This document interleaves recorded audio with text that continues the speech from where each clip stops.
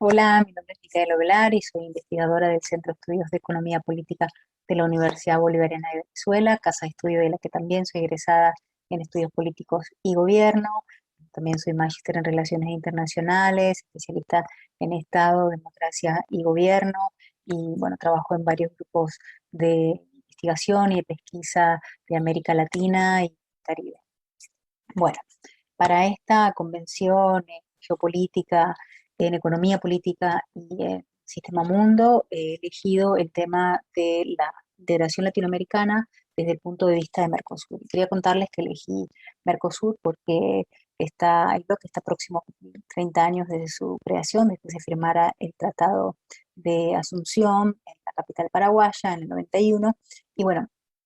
entonces quería hacer como un recorrido de la dimensión histórico-geopolítica, de, de por qué, digamos, sí, de por qué o cómo Venezuela se incorpora al bloque en el 2012 y bueno, ya más en la actualidad, un poco ver cuáles son los retos, los desafíos más importantes que tiene el bloque, también ver qué está pasando intra y extra bloque, las tensiones que existen en este espacio de integración y bueno, llegar a unas conclusiones. Sí es cierto que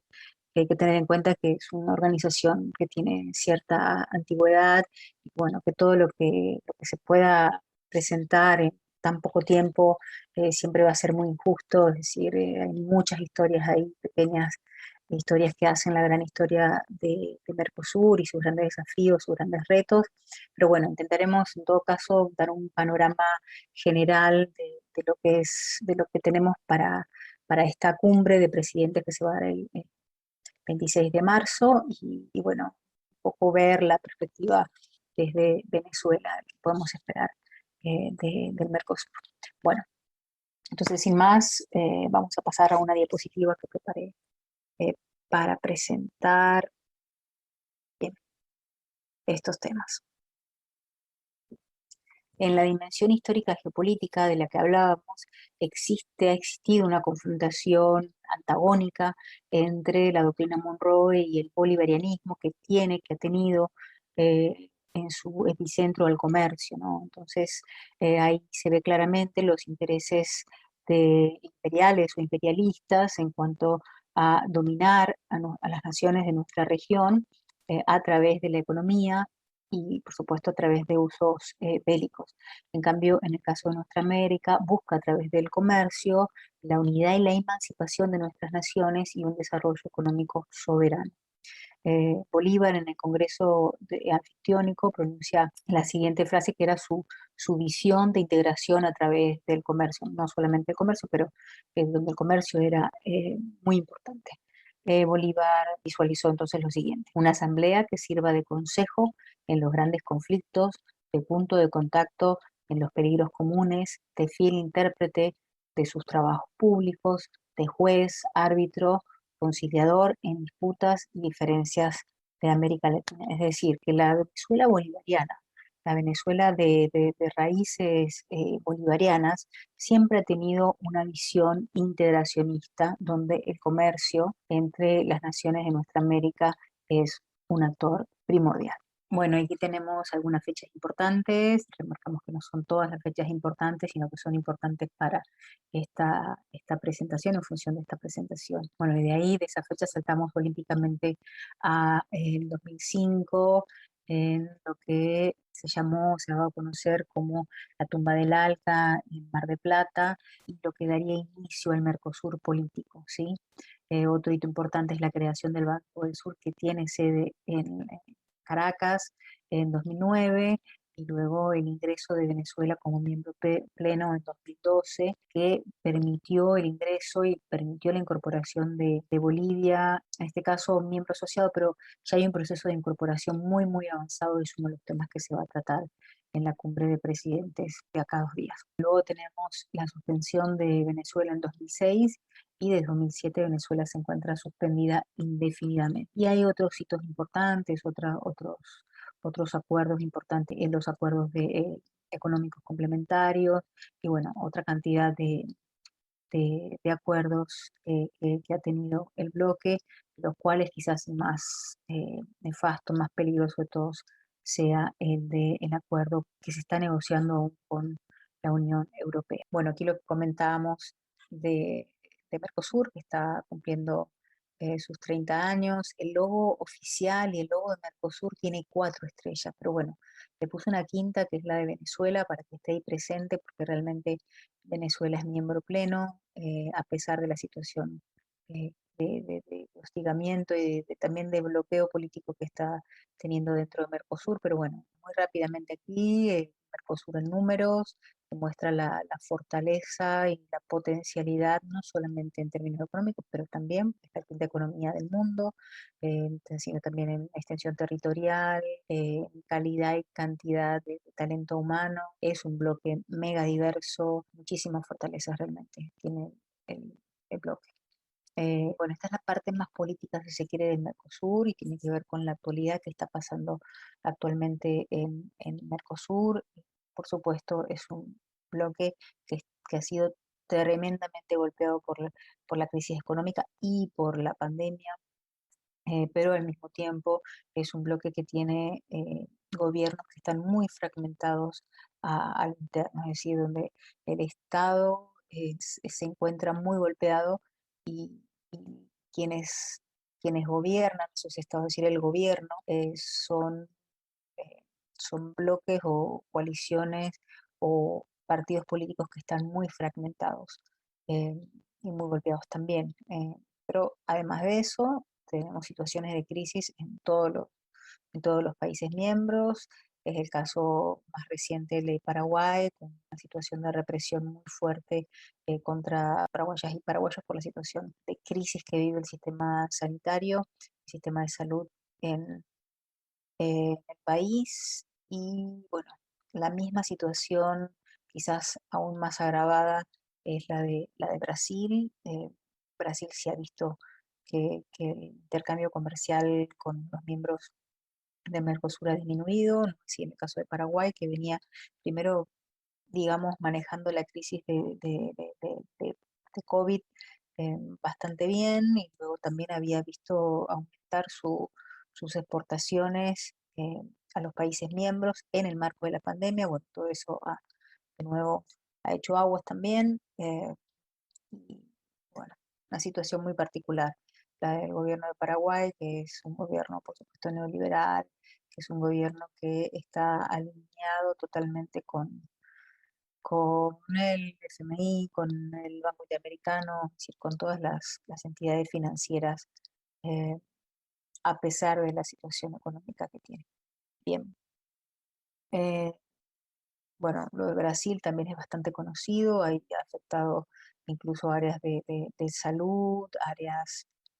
de todo tipo, ¿no? Pero bueno, se ha sabido sobre la decisión de Bolsonaro de no tomar en serio la pandemia y las consecuencias que eso ha tenido. Em,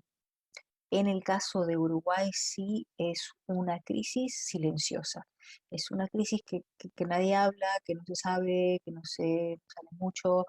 en los periódicos, pero de todas maneras ahí se está viviendo un grave retroceso de la década ganada también. Y bueno,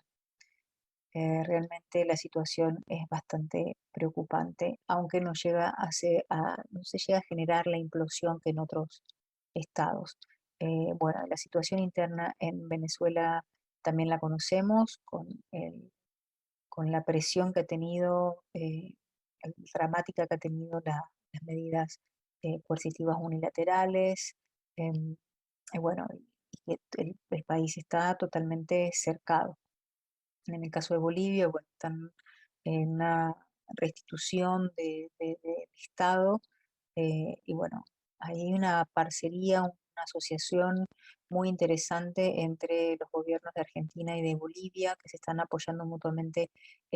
varios escenarios internacionales, y de hecho Argentina va a pedir la incorporación de Venezuela. De hecho va a pedir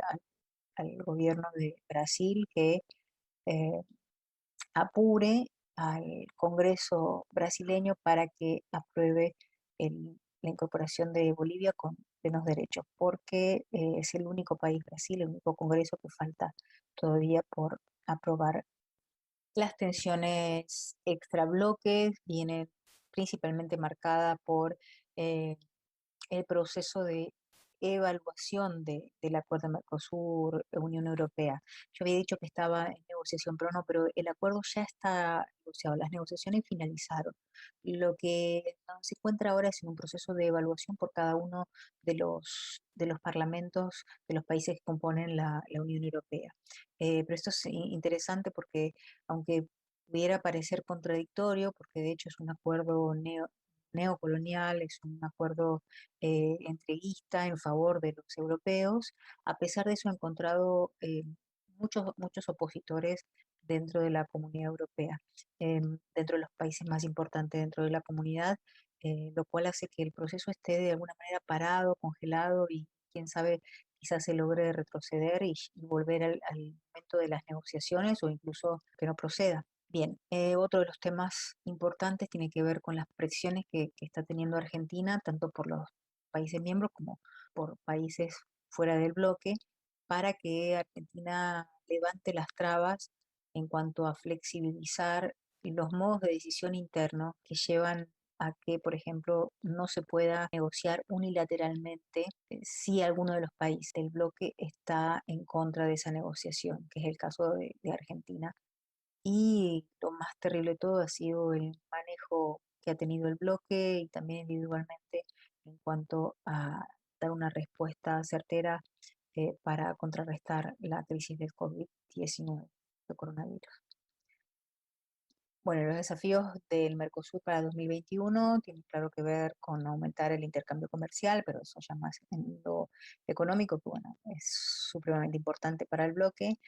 pero en lo político el ingreso de Bolivia podría ser un punto de inflexión en el 2021, podría cambiar la correlación de fuerza, podría resolverse la suspensión de Venezuela, luego, claro, el tema de que no avance el acuerdo con la Unión Europea sería de lo más deseable y que pueda haber respuesta al combate contra el COVID, con el tema de las vacunas, mejores negociaciones que pudiera llegar, de hecho, las vacunas en cantidad suficiente como para toda la población, ¿no es cierto? Bueno, todo lo demás son deudas pendientes, como es el tema de reducir las desigualdades en una de las regiones más desiguales o en la región más desigual del planeta. Y todo lo demás es una deuda pendiente,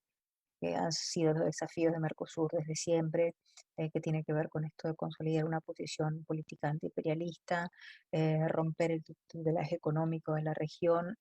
de los centros económicos y políticos del mundo, y a ese momento de la incorporación de Venezuela al bloque ciertamente no es la misma foto que podemos sacar hoy, ¿no? Son momentos históricos distintos, pero bueno, la lucha es la misma. Bueno, y para ir finalizando, claro, Mercosur es una zona libre de comercio, claro, Mercosur es una zona aduanera imperfecta, pero justamente por eso es que su flanco más débil es el político ideológico, es el filosófico político, y es ahí donde Venezuela tiene un papel mayor para jugar y para representar. Y además, cierto que la luna no es un pan de horno, pero no es pan de horno, pero pero hay cosas que se pueden hacer desde los movimientos sociales, los movimientos políticos, los actores políticos de base. Hay acciones que se pueden llevar adelante y que pueden ir abriendo el regreso de Venezuela en el Mercosur como un espacio distinto, ¿no? Porque el Mercosur de hoy no es el Mercosur en el cual Venezuela ingresa en 2012, no son las mismas agendas, no son los mismos actores, es decir, hay también que tener en cuenta esto, pero los retos siguen siendo los mismos, ¿no? La unidad latinoamericana, la emancipación de nuestras naciones, de los poderes hegemónicos y el desarrollo de nuestras economías. Entonces, en ese sentido, no ha caducado el ideal bolivariano de integración, donde el comercio tiene un papel muy importante para jugar, ¿no? Entonces, bueno, eso, ese es el cierre de esta breve exposición. Bueno, del resto, saludar y felicitar a las altas autoridades de la Bolivariana que hicieron posible esta convención, a todos mis colegas, compañeros, compañeras, profesores, profesoras, enviarles un fuerte abrazo. Muchas gracias.